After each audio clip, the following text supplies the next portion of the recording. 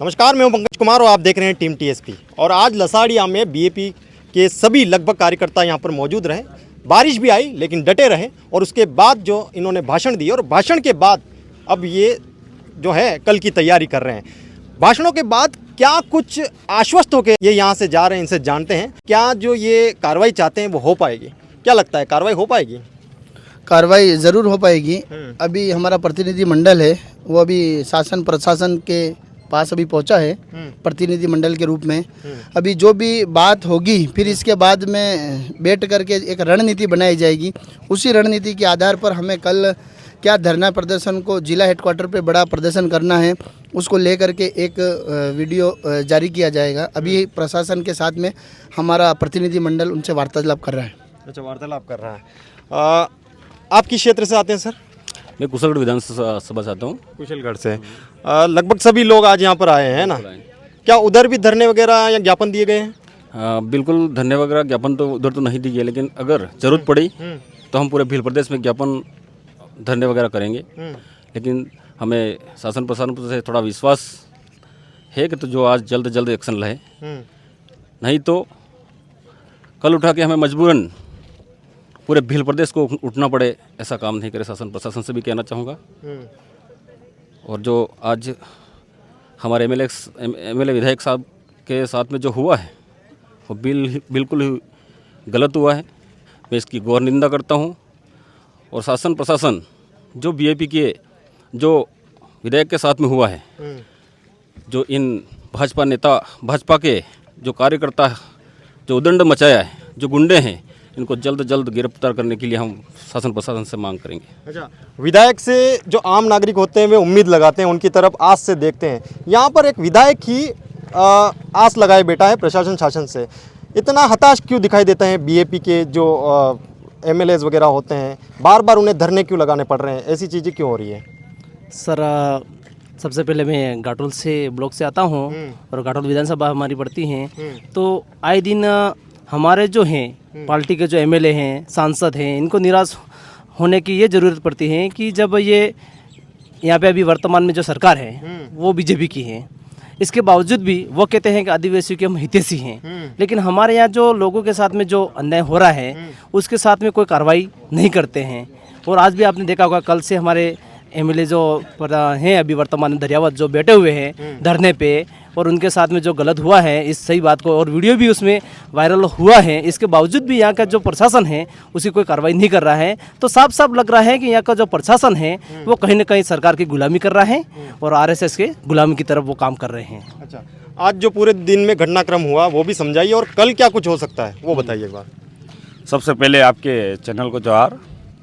आज हम तो वैसे कल से बैठे हुए हैं, जब से ये घटना हुई है उस टाइम से हम पहले या लसाड़िया जो थाना है उसके अंदर बैठे थे। वापस ये उपखंड कार्यालय में हम बैठे हैं कल से, और रात को भी रहे थे, और वापस सुबह से सब बैठे हो और आ ही रहे कई सारे साथी आसपास के सभी विधानसभा क्षेत्र और पूरे भील प्रदेश से जिन जो मतलब जो भाई आना चाह रहे वो आ ही रहे हैं। तो आज का जो हमारा मोटो था कि जब तक हमारा ये है कि जो इसके अंदर सम्मिलित है, इस जो मामले के अंदर सम्मिलित है, जो संदिग्ध है, क्योंकि इसके अंदर कई सारे ऐसे अधिकारी हैं जिनको ये पता कि एक तौर पर हम साथ में थे, हमें और एमएलए साहब को ये कहा गया कि आप निकल जाओ, हम आपको पूरा प्रोटोकॉल करते हैं, आप निकल जाओ। एक विधायक का क्षेत्रीय विधायक होने के नाते क्षेत्र के अंदर नहीं घूम सकता है, वो भी आज़ादी आज तक ये नहीं दे पा रहे हैं। और हमारे विधायक साहब को कह रहे हैं कि आप निकल जाओ, और हमको सबको बाहर निकालते हैं। निकालने के बाद ये भी कहते हैं कि यहाँ पर और उद्घाटन नहीं होगा। हमारे साथ में खिलाड़ियों से हाथ मिलवा देते हैं, टॉस करवा देते हैं, और जिन जो सर ने टॉस करवाया उनको भी हमने सुना है कि उनको भी सस्पेंड कर दिया गया है। जिस पीटीआई ने टॉस करवाया उनको भी सस्पेंड करवा दिया है, आज हमने सुनने में आ रहा है। और फिर हमको बाहर निकाल दिया जाता है कि अब कोई उद्घाटन नहीं होगा। और हम वहाँ से हम वो रिपोर्ट के लिए हम लसाड़िया जो थाना है उसमें कार्रवाई के लिए आते हैं और बाद में उद्घाटन करवाते, उद्घाटन में झंडारोहण करवाते, झंडारोहण करवाने के बाद में वापस वहाँ पर जो शपथ ग्रहण होता है, शपथ ग्रहण के अंदर एक क्षेत्रीय कोई अगर जनप्रतिनिधि है वही कर सकता है। आज के तारीख में ये जो टूर्नामेंट का उद्घाटन हुआ, ना तो वो कन्यालाल, ना तो कोई फाड़पंच है, ना कोई सरपंच है, ना कोई प्रधान है, ना कोई विधायक है, कुछ नहीं है, कोई भी किसी भी पद पर नहीं है, लेकिन उसने शपथ ग्रहण करवाई है। वो स्पष्ट वीडियो फुटेज हमारे पास पड़े हुए हैं।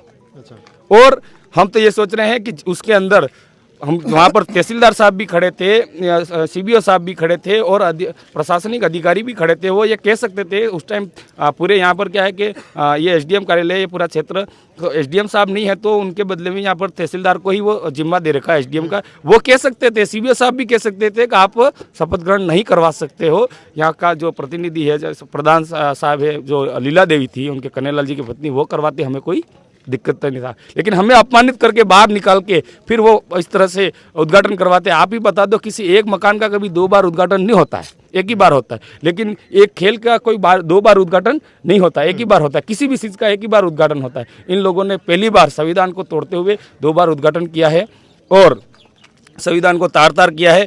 और हम तो हमारा एक ही मकसद है, सबका, विधायक साहब का और हमारा सबका, इसमें जितने भी ये लठ मार करने वाले, पत्थरबाज वाले, जितने भी आरोपी, इन सबको गिरफ्तार करो तत्काल प्रभाव से। और साथ ही ये जितने भी अधिकारी जो इनके अंदर सम्मिलित है, जो वहाँ खड़े हैं, उन सबको सस्पेंड किया जाए। और जब तक उनको सस्पेंड नहीं किया जाएगा, जब तक हम यहाँ बैठेंगे। अगर यहाँ से वो नहीं होता है, हम जिला मुख्यालय पे बैठेंगे और जिला मुख्यालय पर पूरे भील प्रदेश का आह्वान होगा, पूरा सलूम्बर, पूरा मार्केट बंद रहेगा और वहाँ तक वो NS हाईवे वो भी हम जाम करने की कोशिश पूरी करेंगे। अच्छा, धरने होते हैं तो दंगे फसाद होने का डर रहता है। ये कोई भी नहीं चाहेगा कि किसी को चोट पहुंचे या किसी तरीके की हानि पहुंचे। इससे निपटने के लिए कितनी तैयार है बीजेपी पार्टी? हम तो देखो, हम तो पहले से अभी कई सारे हमारे प्रत्याशियों ने, हमारे कई सारे भाइयों ने कहा है कि हम मानवता में विश्वास करते हैं, हम नहीं चाहते कि ऐसा कुछ हो। लेकिन अगर ये हमें, आपको पता होगा विदित, क्योंकि पहले से काकरी डूंगरी मामला हुआ था, उसमें इन्हीं लोगों ने दंगा फसाद करवाया था और हमारे कई सारे साथी के ऊपर मुकदमा जो आज भी जेल में है और आज भी वो मतलब ये मुकदमे से लड़ ही रहे, है ना। तो हम नहीं चाहते कि ऐसा हो और हम तो हमारे मतलब अधिकार के लिए हम तो साइलेंट नहीं है, संवैधानिक तौर पे लड़ेंगे और हम हमारा हक अधिकार लेंगे। जो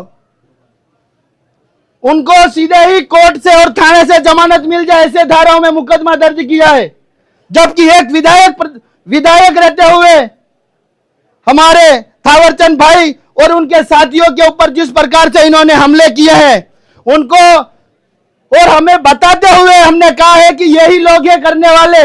हमने उनकी पहचान करके बता दिया है, उनके वीडियो दिए हैं, फोटो दिए हैं और खुलेआम वो व्हाट्सएप और फेसबुक पे लिख रहे हैं कि थावरचंद जी का हम मर्डर कर देंगे।